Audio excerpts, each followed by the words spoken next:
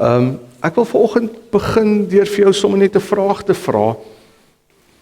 As jy vir iemand moet verduidelik waar God is. As jy vir iemand moet verduidelik waar God is, wat sou jy vir daai persoon sê? Waar is God? As iemand vir jou vra, waar is God? Ek gee vir jou gou geleentheid, jy kan daaroor self by jouself dink, jy kan met die een langs jou gesels, waar is God? Dit is nie altyd so eenvoudig nie, né? Ons gaan vandag bietjie daarna by hierdie beginsel stil staan om te kyk waar is God en die effek daarvan. So ek wil graag nou by die Vadersdag gedeelte kom. So as jy vir my daardie gedig van die Vadersdag kan opsit asseblief, Susan. Ek gaan hierdie vir jou lees, dit is nou baie klein. Jakes het dit vir my gestuur, toe sê ek vir hom, weet jy, ek gaan dit graag opsit. Dit is sommer net vir Vadersdag, om te sê, maar ons het ook 'n hemelse Vader, nee, het gaan nie net oor die aardse nie, maar die hemelse Vader en wat hy vir jou gedoen het. Ek lees dit vir ons. Wat sou ons, die Vader se dag, wat sou ons Vader verwag op hierdie besonderse dag, waar hy met sorg en seer ons wanhoop en ons pyn wil keer. Die Vader wat die grootste smart moes deurleef met geskeurde hart. Die wreedheid van sy seun wat sterf aan die vloekhout sodat ek kan erf. Die Vader het ook my gebring waar ek my Vader en my kind wil saam omhels om rus te vind en ophou jaag na stof en wind. Op Vadersdag vra ons vryheid, Heer, om ons vir altyd los te skeer, want sondig is ons DNA en ons beste werk kan U skaars verdra. Ek begeer dat elke kind saam met my U voete vind en saam ons onreg en ons seer lê ons voor U voete neer. Genadig vra U net een gebed. Ek aanvaar U offer wat my red, wat my versoen waar U op my wag, vir ewig saam met U, danksy Vadersdag. Dankie Jakes dat jy ook hierdie met ons gedeel het. En ons gaan nou sommer so 'n seëngebed. Ek dink al die vrouens kan dit sing vir die manne. So 'n seëngebed, ons kan net so bly sit, 'n wonderlike seëngebed ook. As jy jou Bybel saamgebring het, kan jy oopmaak by Jesaja 53. Kan hom net daar oop hou, ons gaan eers later by hom stil staan, maar dis een van die gedeeltes, Jesaja 53.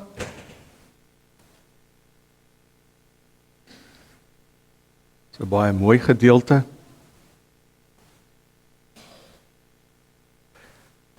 Dis nou die voorreg as 'n mens saam met alreeds 'n Pinksterreeks gehad het en mens kon saam 'n pad stap, dat 'n mens nou kan aangaan met eintlik dit waar jy gestop het en so 'n bietjie voortbou op 'n klompie goed.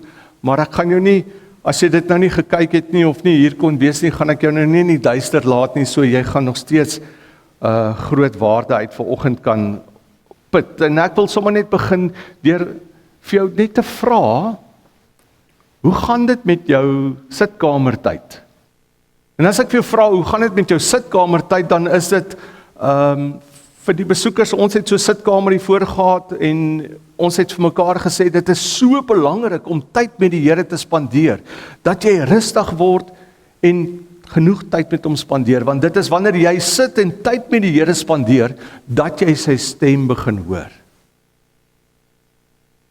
En dankie vir elkeen wat so deur die loop van die week, en verlede week en hierdie week, kom sê het, dit het 'n verskil gemaak in hulle lewens, in hulle sitkamertyd, die tyd wat hulle daarmee die Here spandeer het, hulle het begin moeite doen daarmee, en weet jy wat, ek het mos vir jou gesê, die Here sal getrou wees as jy tyd met hom spandeer, en hoe hulle begin leer het om daai sensitiwiteit met die Here te kry, en sy stem te begin hoor, en dit het 'n impak op hulle lewe, hulle begin al die vrug daarvan sien.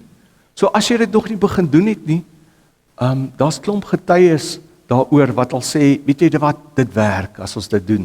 En ek vra vir jou, jy weet, dat jy dit sal raak, dat jy dit sal doen. My gebed is dat jy daardeur sal groei. Dat jy ietsie van God sal ervaar, sy inspraak in jou lewe, dat jy hom sal raak sien, en dat hy homself aan jou sal openbaar. Maar voordat ons verder gaan, kom ons word stil en dan bid ons saam. Here, U is die almagtige God, ons erken U vanoggend hier, as die Vader, as die Skepper, as die onderhouer, die een wat ons fyn aan mekaar geweef het, die een wat elkeen van ons so goed ken, wat alles van ons af weet, die ene wat sy hart warm klop vir ons, en baie dankie daarvoor. Dankie dat U 'n Vader is na wie toe ons kan gaan, dat die voorhangsel van die tempel geskeur het en ons met vrymoedigheid na U toe kan gaan, in U grootheid en in U heiligheid. Dankie dat U ook in ons werk, Heilige Gees, dat U saam met ons wandel, dat U Jesus se woorde aan ons bekend maak. Dankie dat ons U werking kan sien in en deur mense ook. Dankie dat ons U nabyheid kan aanvoel. En vanoggend is dit in alle eenvoud net ons opregte gebed, Here, dat U deur die Gees met ons sal praat. Heilige Gees, dat U liefde en U kennis en U wysheid vir ons op 'n besonderse manier sal gee vanoggend vanuit U woord uit. Dat ons vanoggend dalk 'n nuwe perspektief sal kry op hoe U werk en waar U is. Here, ek kom bid vanoggend dat U alle skille van ons oë sal afhaal. Dat ons met enige vooropgestelde idees, dat dit sal wegval. Dat ons net na U sal kyk vir wie en wat U is en met 'n opregte, rein hart na U sal soek vanoggend. Na U werking sal vra en sal smag daarna vanoggend. En dis hoekom ons hier is, Here, om U te aanbid.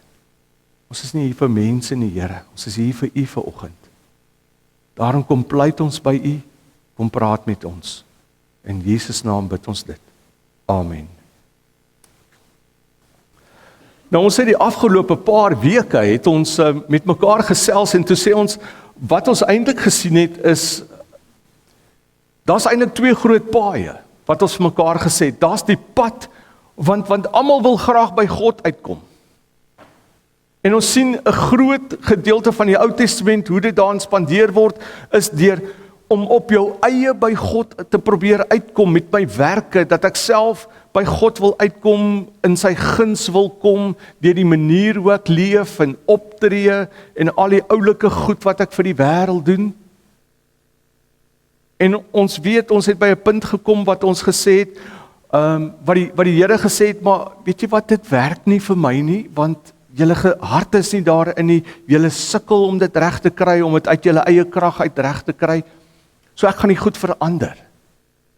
En ons het by mekaar stil gestaan en vir mekaar gesê, daar in Jesaja 34 het die Here gesê, maar ek wil 'n nuwe bedeling begin, ek gaan dit nou self doen. Ek gaan jou hart kom vir, as jy na my toe kom, en jy sê ook, en jy erken dat jy sukkel, dan gaan ek jou hart verander. Ek gaan vir jou 'n nuwe hart en 'n nuwe gees gee, en ek gaan my gees in jou gee.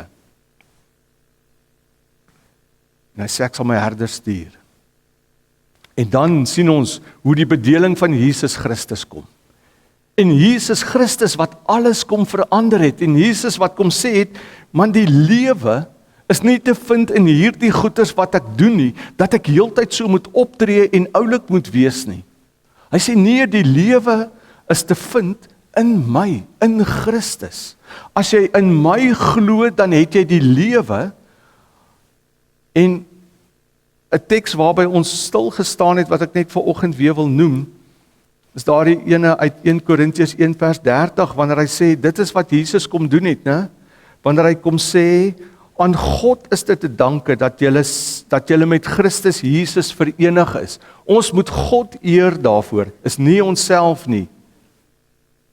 Hy het vir ons geword, die wysheid wat van God kom, die vryspraak, die heiliging, die verlossing. Daarom dat daar geskrywe staan, die wat wil roem, moet in die Here roem. En mag ons hier nooit ooit in onsself roem nie. Mag ons altyd in die Here roem, want dit is waaroor dit gaan. En dan, as die Here kom, met sy Heilige Gees, en hy woon in jou, want hy sê, ek kom jou help. Dan het elkeen van ons het 'n roeping oor ons lewe, dat die Here eintlik net daardeur sê is, my kind, ek wil jou gebruik. Ek wil jou gebruik om 'n verskil in hierdie wêreld te maak, in die koninkryk te maak. En dit is my so verblydend hoe mense na vore kom en sê maar, hier is ek wil 'n verskil in die koninkryk maak, ek wil 'n verskil in hierdie wêreld maak. Ek het hierdie idee of ek het daai idee, ek het graag hierdie projek wat ek wil aanpak. Fantasties. Kom ons bid daarvoor, kom ons gaan aan en ons kyk dat dit kan funksioneer en 'n verskil kan maak. Want die Here sê vir elkeen van ons, jy's 'n ligdraer. Jy moet die koninkryk uitbrei. Hoor vanoggend. Is nie die ander ene wat die koninkryk moet uitbrei nie. Die Here sê vir jou, jy is die ligdraer, jy moet die koninkryk uitbrei. So ons kan nie vanoggend wys na die ander persoon nie. Jy moet vanoggend met jouself besig wees. In watter mate is jy besig om die koninkryk uit te brei? En dan sê hy vir jou, as ek van jou verwag om hierdie goeders te doen, dan sê hy vir jou, onthou nou baie mooi. Hoe gaan jy dit regkry? Nie op hierdie pad nie. Hierdie pad wat sê my eie ek en my eie werke. Jy kan nie die koninkryk van God uitbrei om vanuit jouself uit te werk nie. Want die Here het gesê, ons leef in 'n nuwe bedeling. As ek die koninkryk van God wil uitbrei en 'n verskil wil maak, dan moet ek dit in afhanklikheid van die Heilige Gees doen. Dan moet ek onder sy leiding funksioneer, want dit is hy wat vir my krag gee. Dis hy wat vir my insig en wysheid gee om op 'n bepaalde manier te leef. Ons het mos mekaar gesê, wanneer die Heilige Gees in jou kom en deur jou begin funksioneer, is dit soos wanneer 'n hand in 'n handskoen ingaan. Is eers as die hand in die handskoen ingaan, dat die handskoen 'n verskil maak. As die Heilige Gees in jou ingaan, dit is wanneer die verskil na vore kom. Wanneer hy al sy gawes het hy vir jou mos gegee, sê Efesiërs 1 vers 4. Hy wil jou net gebruik. Maar vanoggend wil ek dit 'n stap verder vat. As ek vir jou sê, jy moet by God uitkom, jy moet 'n sitkamertyd met God moet jy spandeer. Jou stilte tyd met God is ongelooflik belangrik. As ek dit vir jou sê, dan sal baie mense vra, maar waar is God? Ek sê daarso, en dit, party worstel daarmee. Ons is nie almal op dieselfde bladsy nie. In ons geestelike reis, as dit ware. Ons is op verskillende plekke. Party van julle soek God. En jy worstel met 'n klomp goed oor die Here. En jy beklei dalk met die Here op hierdie tydstip in jou lewe. En jy sukkel om hom raak te sien. Ander weer sien hom oralste raak en ervaar hom en is op hierdie bergtop ervaring met die Here. En dan is daar ander wat weer vra, maar ek verstaan nie hoe werk die Here nie. Hoe werk die Here? Ek wonder of die Here ooit deur my werk. Sien ons loop met hierdie vrae rond en ons is baie keer te bang om hierdie vrae te vra, want wat gaan die ander mense van my dink as ek hierdie goed vra oor, waar is die Here? Ek weet nie of hy regtig in my werk nie. Ons is bang om geoordeel te word deur iemand anders as ons hierdie vrae vra. En dis baie keer vrae wat ons hier het. En vanoggend moet ons miskien dit aanspreek. Ek wil vir jou sê, God werk nie altyd soos wat jy dink en ek dink. God werk nie altyd so nie, want hoekom? Die woord sê vir ons dat God verhewe bo ons is. Hy kan werk soos hy wil, wanneer hy wil, hoe hy wil. Daarom, omdat hy kan werk hoe hy wil, wanneer hy wil, soos hy wil, daarom moet daar by jou en my 'n openheid wees. Daarom moet daar by my en jou 'n sensitiwiteit wees. Daarom moet my ore oop wees. Daarom moet my oë probeer kyk waar hy werk, want hy werk anders as wat jy dink. Kom ons kyk gou-gou. Ek het so 'n videoetjie wat ek wil hê Susan moet net vir ons speel. Jy moet nou mooi oplet. The monkey business illusion. Count how many times the players wearing white pass the ball.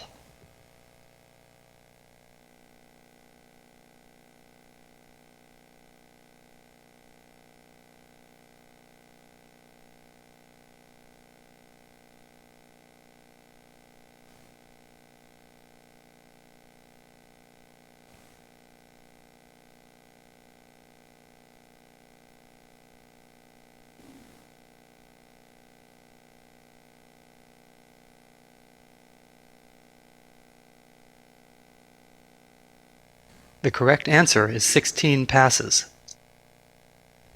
Did you spot the gorilla? For people who haven't seen or heard about a video like this before, about half missed the gorilla.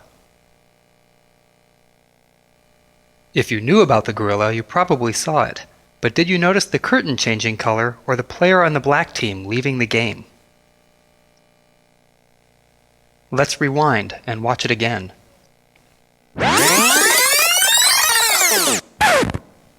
Here comes the gorilla, and there goes a player, and the curtain is changing from red to gold.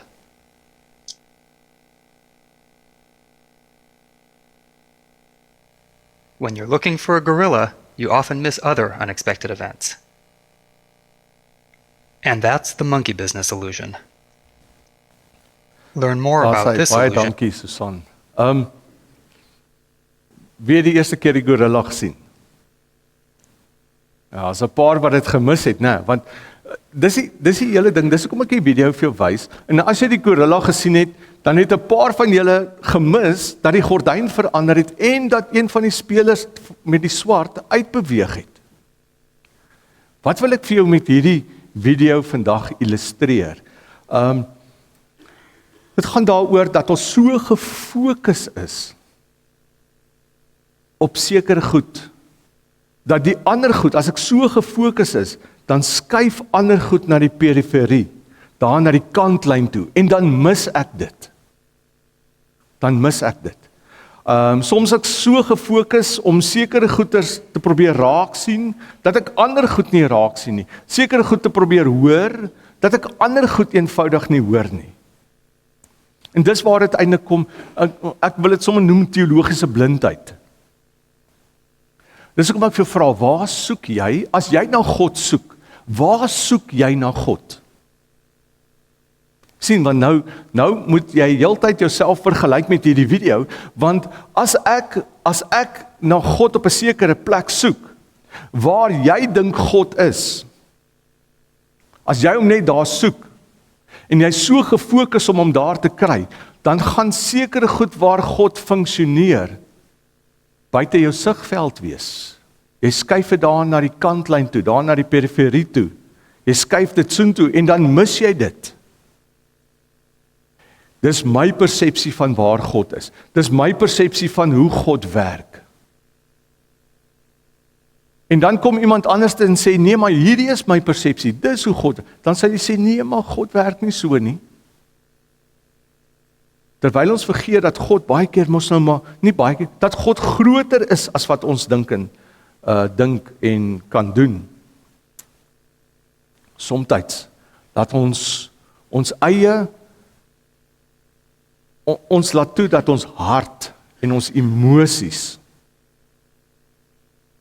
ons oë beheer, ons denke beheer, en sê, dis waar God werk, dis hoe God werk.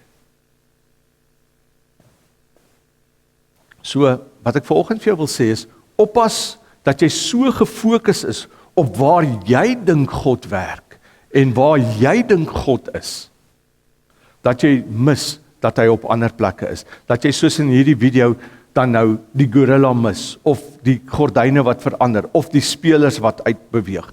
Want sien, wanneer ons oor God dink, dan sê ons mekaar, en ons het so geleer, met tereg geleer, dat God groot is, dat hy almagtig is. En nou dink ons, wanneer ek God se werking wil sien en ervaar, dan moet dit al hierdie groot goed wees. Dan moet dit genesing wees, dit moet glorie wees, dit moet krag wees, dit moet bergtop ervarings wees. Want eers as ek daai goed het, dan kan ek die regmerkie maak en sê, dit is waar God is, dit is hoe hy werk, as ek al daai ervarings het. Maar gewone goed, nee, God kan nie so wees nie, God werk nie so nie. Eendag het hulle dit vir 'n rabbi gevra, en die rabbi het die volgende gesê, die rede hoekom mense nie meer vandag God sien nie, is omdat hulle nie meer laag genoeg afkyk nie. Hulle soek hom net in die groot goed, en dan mis hulle sy werking op ander plekke. Ons soek hom, ons is mos maar mense wat ingestel is om prestasie gedrewe te wees, om die beste te wees. Wow, en as ek God aanbid, dan moet hy so wees. Hy moet die beste wees. Hy moet met al hierdie glorie en majesteit en mag, moet hy funksioneer, en dit is waar hy is. Dis hoekom baie kerke sê, dis asof ons dink, daar waar die Heilige Gees homself fisies manifesteer, en waar genesings in, dit is waar die Here is. Want dan sê die Here dan nou nie hier nie, want hierdie goed gebeur nie noodwendig hier nie. En dit is waar ons die fout maak in ons eie denke, en daardeur God beperk, om te sê, maar God funksioneer net so. Ek wil jou vanoggend eintlik bekendstel aan wat ek noem, sommer maar die teologie van die kruis. Dis hoekom ek vir Hugo gevra het om hierdie kruis hiernatoe te bring vanoggend. Hierdie kruis simboliseer vir ons ietsie, maar hierdie kruis is eintlik wat ons sou noem, hierdie kruis is eerstens nie tydgebonde nie. Alhoewel dit in 'n sekere tyd in die geskiedenis plaasgevind het, is die kruis nie tydgebonde nie, want ons noem dit eintlik 'n metanarratief. Wat sê 'n metanarratief? Dit vertel, narratief beteken dit vertel vir ons 'n verhaal, maar dis 'n metanarratief. Dit is 'n verhaal wat oor ander verhale strek. Dit is die groot verhaal van alle verhale. Dis hoekom ons dit 'n metanarratief kan noem. Nou kom ek vertel jou gou-gou van die kruis. Maar die kruis verbind eintlik alle verhale van die Bybel aan mekaar, en dit is meer as net 1 Korintiërs 1 vers 30, wat sê vir hy het vir ons geword, geregtigheid ensovoorts. Dit gaan eintlik veel verder as dit. Want as ek na die kruis kyk, dan sê die kruis, en dit het destyds vir die mense gesê, dis eintlik 'n vloekhout. En nou moet jy dink, hou in gedagte wat ons vir mekaar nog die heeltyd sê, en dit is dat ons wil kyk waar God werk. Waar is God? En hoe werk God? Nou kom ons na die kruis toe, en die mense van daai tyd het gesê, maar 'n God wat groot is, 'n God wat almagtig is. Ek bedoel, Jesus aan 'n kruis, daar sterf hy. Dit wys mos nie vir ons mag as 'n man aan 'n kruis sterf nie. Op die oog af lyk dit asof dit 'n verloor stryd is, want hier sterf iemand. Hier word iemand gekruisig aan 'n vloekhout. So op die oog af lyk dit vir ons asof alles verlore is.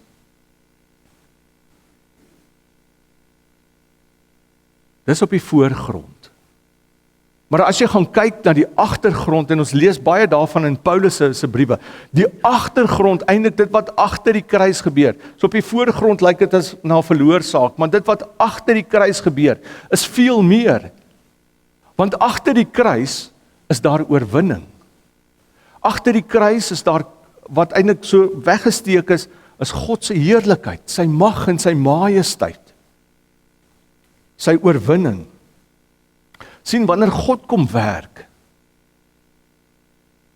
dan sou ons ook waarskynlik gedink het, nee, hierdie is, hoe kan ek hierin glo, want dit vertel vir my iets van verlorenheid.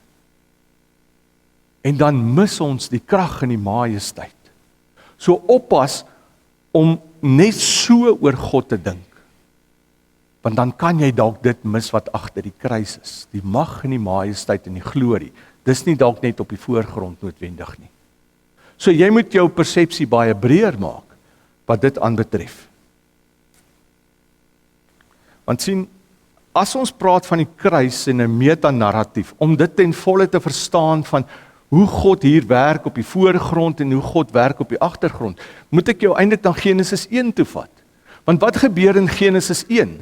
In Genesis 1 kom sê God,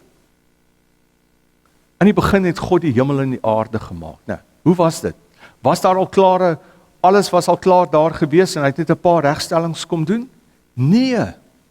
Daar staan en jy kan gaan kyk en hy gebruik al Hebreëse woorde wat sê niks. Absoluut niks. En as God niks het, dan skep hy iets. Met sy woord het hy geskep, uit niks uit, skep hy. Dis wie God is. Uit niks uit skep hy.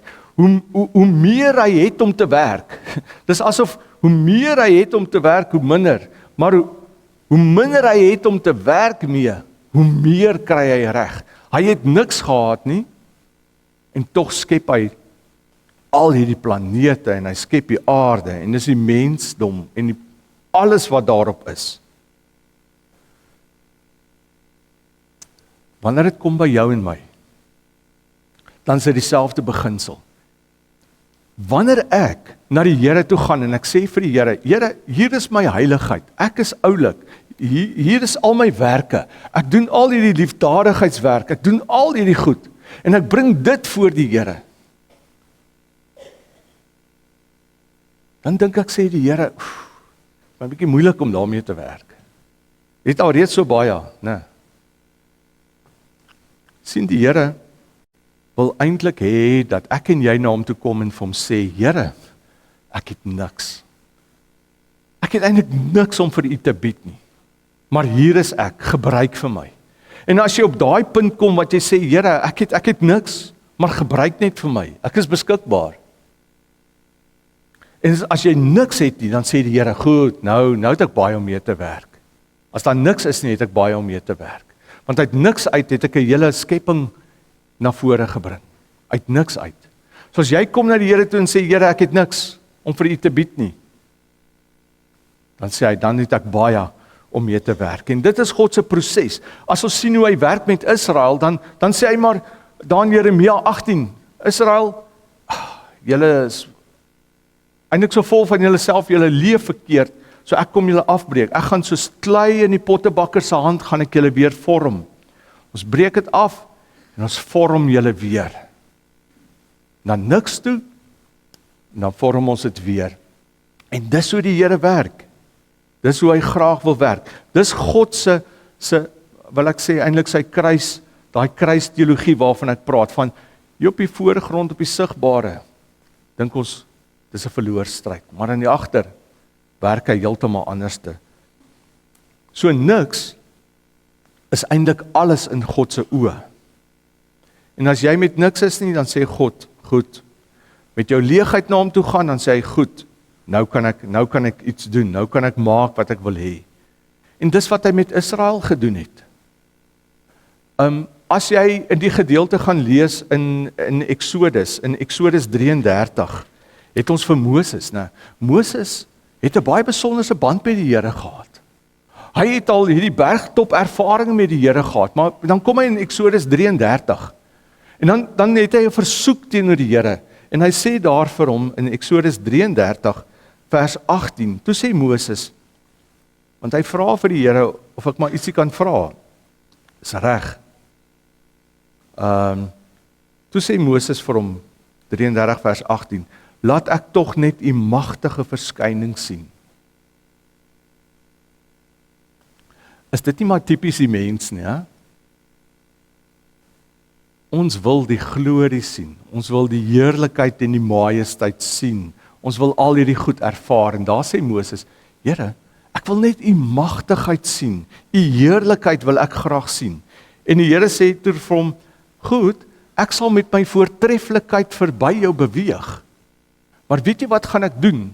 Jy kan dit gaan lees in daai teks. Hy sê, ek gaan jou hier in die rotskeer laat staan, dan gaan ek my hand daar oor jou hou, maar dan gaan ek verby jou beweeg.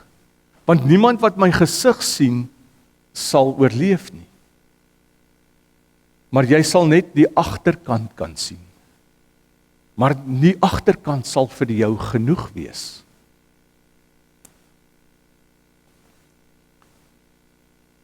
Die agterkant van die kruis is vir my en jou genoeg. Ons wil al hierdie glorie en al hierdie grootheid sien.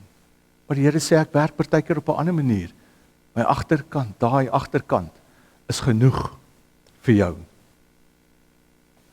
Sien, so ons soek, wanneer ons na die Here soek, dan soek ons Openbaring 4 en 5, daardie hemelse toneel, van alles wat blink is, alles wat mooi is, daardie grootheid. En die Here sê, dit is ek, maar hou net in gedagte die ander goed ook. Uit die skepping was daar niks en ek het iets gemaak. By die kruis was dit die onwaarskynlike. By Moses kom wys ek net die agterkant. Nou kom ek vat jou na Jesaja 53 toe. Kom kyk gou-gou saam met my in daai gedeelte. Was eintlik so baie waaroor 'n mens kan praat. Hy sê in Jesaja 53, hoor dit in die lig van dit wat ek vanoggend nou vir jou sê. Wie sal ons glo as ons hiervan vertel? Wie sal die mag van die Here hierin kan raak sien? Die dienaar wat soos 'n loot wat voor die Here uitspruit, soos 'n plant wat wortel skiet in droë grond. So, en kyk wat sê hy nou volgende. Hy het nie die skoonheid of die pragt gehad dat ons na hom sou kyk nie. Dis nie die waarskynlike nie. Hy praat hier van Jesus, né? Hy het nie die skoonheid en die pragt gehad nie. Nie die voorkoms dat ons van hom sou hou nie. So alles is die onwaarskynlike. Hy was verag en deur mense verstoot, 'n man wat lyding en pyn geken het, iemand vir wie die mense die gesig wegdraai. Hy was verag. Ons het hom nie gereken nie. Sien jy die onwaarskynlike? Ons soek wanneer, en dit is waarmee die Jode ook gesukkel het. Wanneer hierdie Messias kom, niks goed kan daar uit Galilea uitkom nie. Wanneer hierdie Messias kom, is dit anders as hierdie man. Hy kan ons nie die Messias wees nie. Ja, hy is dalk ene wat 'n klomp wonders doen en vir ons, ja, ons sien die werking van die Here in hom, maar hy kan nie die Messias wees nie. Die onwaarskynlike. En jy sien hoe blind was hulle, want hulle was net so gefokus dat hulle die Here gemis het. En ek en jy moet oppas dat ons so gefokus is op my persepsie van hoe die Here werk, my persepsie van waar die Here is, dat ek die Here mis. Dat ek hom mis waar hy werk. En as ek jou net kan vat na vers 10, 53 vers 10, dit was die wil van die Here om hom te verbrysel, om hom die pyn te laat ly. As hy sy lewe as skuldoffer gee, sal hy 'n nageslag hê wat nog lank lewe. Deur hom sal die wil van die Here sy doel bereik. Na sy bitter lyding sal hy weer die lig sien en sal hy die Here ken. My dienaar, die regverdige, sal baie mense regverdig maak. Sien, dit sluit aan by 1 Korintiërs 1 vers 30. Dit is nou die agterkant van die kruis wat ons eintlik sien, dit wat agteraf gebeur. Hy sal die straf vir hulle sonde dra, vers 12, daarom gee ek hom 'n ereplek onder die grootes. Hy sal saam met magtiges die oorwinning vier, omdat hy hom in die dood oorgegee het en as misdadiger beskou is, omdat hy die sondes van baie op hom geneem het en vir hulle oortredings vir oortreders gebid het. Sien, in steede daarvan dat ek en jy God gaan soek in die grootheid, in die magtigheid, kom praat God in eenvoud. God praat met gewone mense. God praat deur gewone mense. God praat deur jou en my. Wanneer ek vir iemand glimlag, wanneer ek vir iemand 'n drukkie gee omdat hulle hartseer is, wanneer ek vir iemand daai boodskap stuur, daai WhatsApp stuur, dis wanneer ek 'n instrument is in die hand van die Here. Dis wanneer die Here deur my begin werk. Maar nou wag ons vir hierdie grootheid. Die Here wat met hierdie groot dinge moet praat. Wanneer ek iemand bemoedig, dis wanneer die Here daar is. Die Here werk op snaakse maniere. As ek 'n voorbeeld mag gebruik, ons het gebid vir Tannie Elsie. Sy's uit die hospitaal uit, dit gaan goed. Nou loop sy met haar loop, so karretjie, so. Maar dis nou moeilik. En wat doen oom Jan is baie handig. Hy vertel vir my, wat maak hy? Hy het vir haar soms so uit draad uit 'n mandjie gemaak wat sy nou daarvoor kan aanhak. Dat sy haar selfoon daar kan, as sy sou iets oorkom en val, dan is haar selfoon naby. Julle, dis hoe die Here ook werk. Wanneer ek iets vir iemand doen, maar nou gaan soek ons hom altyd in die grootheid. En dan mis jy al die goedjies wat jy vir die Here kan doen, wat jy in die koninkryk 'n verskil in iemand se lewe kan maak. Kan ek jou gou vat en jou net herinner aan 1 Konings 19 se verhaal. Elia het hierdie grootheid van die Here ervaar, né? Die Baal-profete wat daar bid die heel dag dat daar vuur moet kom om die offeraltaar aan te steek. En Elia wat sê, kom gooi vir hom nat, water, papsop nat. En dan bid hy. Daar die tyd van die aandoffer bid hy. En die Here kom met vuur en hy verbrand alles. Kom uit die hemel uit met vuur. Hierdie grootheid van God. En Elia maak al die Baal-profete dood. En dan is Isebel baie ongelukkig oor hierdie verhaal wat afspeel. En sy sê net onder andere, nou moet jy weet, Elia, nederige persoon, nederig. Maar hy het die grootheid van die Here gesien. 1 Konings 19 vers 2. Toe het Isebel 'n boodskapper na Elia toe gestuur om vir hom te sê, mag die gode my om die lewe bring as ek nie môre teen hierdie tyd met jou gemaak het soos jy met die profete gemaak het nie. Jy het hulle doodgemaak. Mag die gode my om die lewe bring as jy môre hierdie tyd nog lewe. En ewe skielik begin hy bekommerd raak. En hy raak bang, hy's maar mens, né? En hy vlug. En interessant, hy vlug na Horeb toe. Berg Sinaï. Dis die berg waar God in sy grootheid altyd verskyn het. Dis in Eksodus 3 het Moses daar by Horeb, was die brandende bos gewees. Dis dieselfde berg waar die 10 gebooie aan Moses gegee het. Elias soontoe op pad. En dan praat die Here met hom. En dan staan hier vers 11. Maar die Here sê vir hom, kom uit, want hy's nou daar in 'n grot. Kom uit en gaan staan op die berg voor my. Voor my die Here. Ek wil verbygaan. Skielik was daar 'n sterk wind wat die berg stikkend geruk en die rotse gebreek het voor die Here. Maar in die wind was die Here nie. Na die wind was daar 'n aardbewing, maar in die aardbewing was die Here nie. Na die aardbewing was daar 'n vuur, maar in die vuur was die Here nie. Sien al die groot goed? En dan sê hy, en na die vuur was daar 'n fluistering in die windstilte. En die Here was in daardie fluistering in die windstilte wat hy met Elia gepraat het. Sien? As ek my fokus net was op hierdie groot goed, die aardbewings, die vuur die bergtop ervarings, dan mis ek die Here in die fluistering. Want hy praat daarvan, dis 'n dun fluistering, hy gebruik dit in Hebreëus, hy praat van 'n baie dun, dis baie dun, so dis 'n sensitiwiteit wat ek moet hê om dit te kan hoor.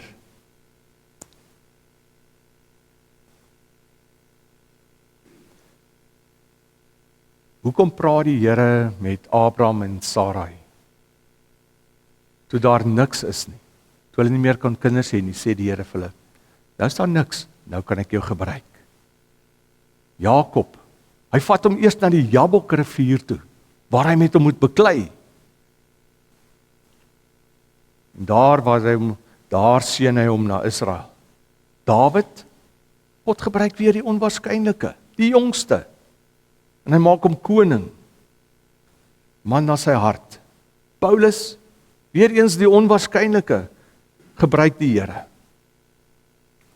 Die disippels, toe hulle bang was, toe hulle daar in die bo vertrek is, toe kom die Here, en hy vul hulle met sy gees. En hier is ek en jy. Ek het vir jou gevra, waar soek jy die Here? Waar dink jy is die Here te vind? Hoe werk die Here? Die Here kan op enige plek te vind wees. Die Here kan werk soos wat hy wil.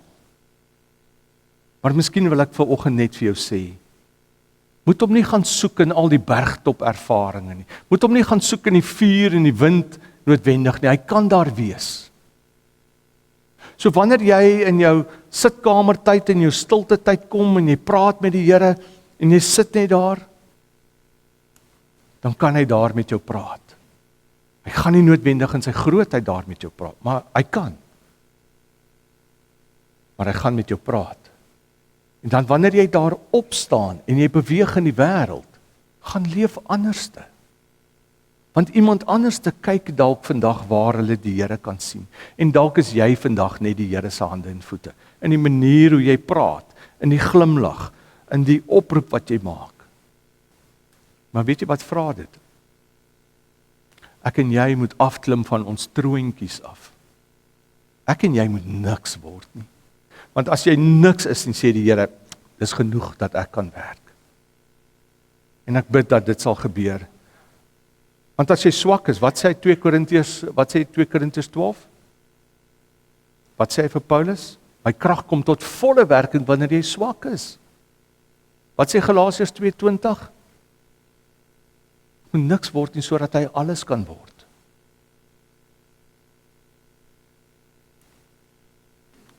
En dis my gebed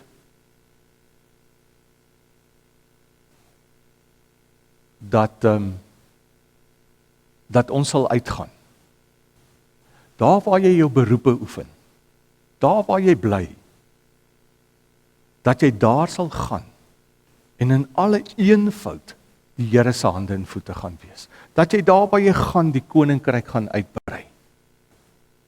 Dis nie altyd bergtop goed nie, maar dis in alle eenvoud.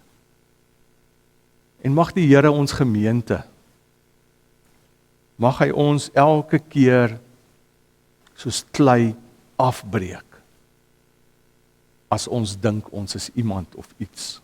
Ja, ons is iemand en iets in hom, maar as ons vanuit ons menslike vermoëns dink ons is iemand. Moenie die Here se werking gaan beperk nie. Wees oop vir sy werking. My gebed is dat die Here ons sal seën en dat hy dit altyd, jou videoetjie van die gorilla, dat dit by jou sal vassteek en sê oppas. Moenie so gefokus wees dat jy die Here se werking op 'n ander plek mis nie. Amen. Kom ons sluit die oë. Vader, ons is dankbaar dat U praat, dat U deur die woord praat, dat U op magtige wyse praat. Deur aardbewings, deur stormwinde. Dat U praat deur vuur. Maar Here, dat U ook in alle eenvoud en die fluistering van die windstilte kom praat. Dankie dat U in ons lewens inspreek. en dat U lewe spreek. Here, kom weerhou ons daarvan dat ons persepsie so beperk sal wees dat ons U werking mis.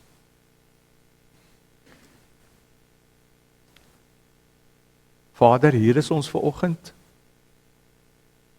Op ons eie is ons absoluut niks, maar kom werk deur ons. Daar waar ons werk, daar waar ons bly, dat ons 'n verskil sal maak, asseblief Here. Dat U grootheid na vore kom, tot U eer en nie ons eer nie. Dankie vir al U genade. Dankie dat U deur mense werk. Dankie dat U mense oor ons paaie stuur, wat 'n verskil in ons lewens maak. Ons gee aan U die eer. In Jesus naam bid ons dit. Amen.